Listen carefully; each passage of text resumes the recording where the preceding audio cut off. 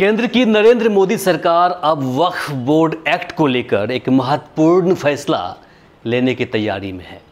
PM Modi के नेतृत्व वाली एनडीए सरकार मौजूदा वक्फ बोर्ड अधिनियम में संशोधन करने के लिए पूरी तरह तैयार है। इस योजना पर सबसे पहले एआईएमआईएम चीफ असदुद्दीन ओवैसी ने अपनी तीखी प्रतिक्रिया दी है। उन्होंने पीएम मोदी, बीजेपी और आरएसएस के इस इरादे की कड़ी आलोचना की। इसके साथ ही एनडीए के सबसे मजबूत सहयोगी दल जदयू ने भी इस पर अपनी नाराजगी जताई है। सांसद असदुद्दीन ओवैसी ने कहा कि केंद्र सरकार ने संसद को इसकी पहले जानकारी देने के बजाय मीडिया में बातें लीक कर रही है। मीडिया में चल रही खबर की बातें करें तो मोदी हुकूमत वक्फ बोर्ड की संपत्ति को छीनना चाहती है, जो किसी भी धर्म की आज़ादी के खिलाफ है। बीजेपी और आरएसएस हमेशा से वक्फ बोर्ड और उसकी संपत्ति के खिलाफ रही है। बीजेपी शुरू से वक्फ बोर्ड्स और वक्फ की प्रॉपर्टीज़ के खिलाफ रही है और इनका एक हिंदुत्व का एजेंडा है, आरएसएस का एजेंडा है कि वो शुरू से वक्फ प्रॉपर्टीज़ को और वक्फ बोर्ड को ख़त्म करने की कोशिशें करती रही हैं।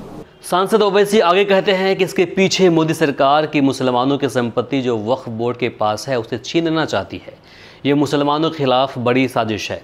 वे कहते हैं कि कई सारे मस्जिदें और दरगाहें हैं जिसे आरएसएस बोलता है कि ये मुसलमानों की ज़मीन या वक्फ बोर्ड की ज़मीन नहीं है। इस बिल का लाने का उद्देश्य इतना बड़ा है कि मोदी और आरएसएस अपनी मनमानी करे। वे आगे कहते हैं कि अगर विवादित ज़मीन है तो अदालत उसे तय करेगा और फैसला करेगा, न कि सत्ता शासन। ये मुसलमानों की संपत्ति को छीनने की बड़ी साजिश है। मोदी हुकूमत वक्फ बोर्ड की ऑटोनॉमी को छीनना चाहती है और वो इंटरफेयर करना चाहती है वाकिफ़ के मंशे के ख़िलाफ़ कि किस तरह से उस वक्फ की प्रॉपर्टी को चलाया जाए। और ये ख़ुद फ्रीडम ऑफ रिलीजन के ख़िलाफ़ है। आप देखेंगे कि कई मुसलमानों के मस्जिदें हैं, दरगाहें हैं जहाँ पर हिंदुत्व की ऑर्गेनाइजेशन आरएसएस बोलते कि नहीं है वो। तो ये अमेंडमेंट्स आने का मकसद एक ही है कि एक तो वक्फ प्रॉपर्टीज़ को छीन लिया जाए, दूसरा फ्रीडम ऑफ रिलीजन के ख़िलाफ़ काम कर रहे हैं। और डिस्प्यूट अगर है तो जुडिशरी डिसाइड करेगा, एग्जीक्यूटिव कैसा करेगा।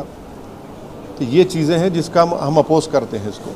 इसे लेकर कांग्रेस विधायक आरिफ मसूद ने वक्फ बोर्ड संशोधन बिल के खिलाफ आवाज़ उठाई है। उन्होंने कहा कि अगर यह बिल संसद में आता है तो हमें उम्मीद है कि इंडिया गठबंधन इसका पूरी ताकत से विरोध करेगा। उन्होंने आरोप लगाया कि भाजपा की नीयत वक्फ बोर्ड की संपत्ति को लेकर खराब रहा है। केंद्र सरकार नौजवानों को रोज़गार नहीं दे पा रही है, कुछ नया कर नहीं पा रही है, इसलिए वह मुद्दों को भटकाने के लिए यह काम कर रही है। वक्फ की सभी संपत्तियां प्राइम लोकेशन पर आ रही है, इसलिए सरकार की निगाहें इन संपत्तियों पर है। सरकार वक्फ की संपत्तियों पर कब्जा करना चाहती है। वक्फ से संबंधित बिल लाकर सरकार वक्फ के कानून को कमज़ोर करना चाहती है। वहीं मोदी सरकार के सहयोगी दल के नेता नीतीश कुमार और चंद्रबाबू नायडू को निशाने पर लेते हुए उन्होंने कहा कि यह उनकी अग्नि परीक्षा होगी। उन्हें तय करना होगा कि वह अल्पसंख्यकों के समर्थन में है या फिर विरोध में। इन लोगों ने अपने राज्यों में अल्पसंख्यकों को विश्वास दिलाया था कि वह उनके अधिकारों का संरक्षण करेगा। कांग्रेस सांसद तारिक अनवर ने वक्फ एक्ट के संशोधन की खबरों पर मीडिया से बातचीत की। उन्होंने कहा कि वक्फ एक्ट में बदलाव से पहले राय करना बहुत ज़रूरी है। अभी अफवाह चल रही है और कुछ भी तय नहीं है। ये बिल पहले संसद में रखा जाएगा और फिर इसके बाद हमें इसका मसौदा मिलेगा। वहीं इसे लेकर नीतीश कुमार की पार्टी जदयू ने भी मोदी सरकार को वक्फ बोर्ड से जुड़ा विधेयक लाने से पहले केंद्र सरकार को सोचने की नसीहत दे डाली। जदयू नेता नीरज कुमार ने कहा कि केंद्र को बिहार की बदलती तस्वीर पर अवलोकन करना चाहिए।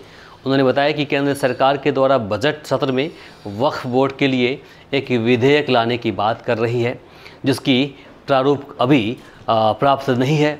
उन्होंने आगे बताया कि धार्मिक स्थल पर विकास निश्चित रूप से अल्पसंख्यक वर्गों के छात्रों के शैक्षणिक उन्नयन के लिए होगा।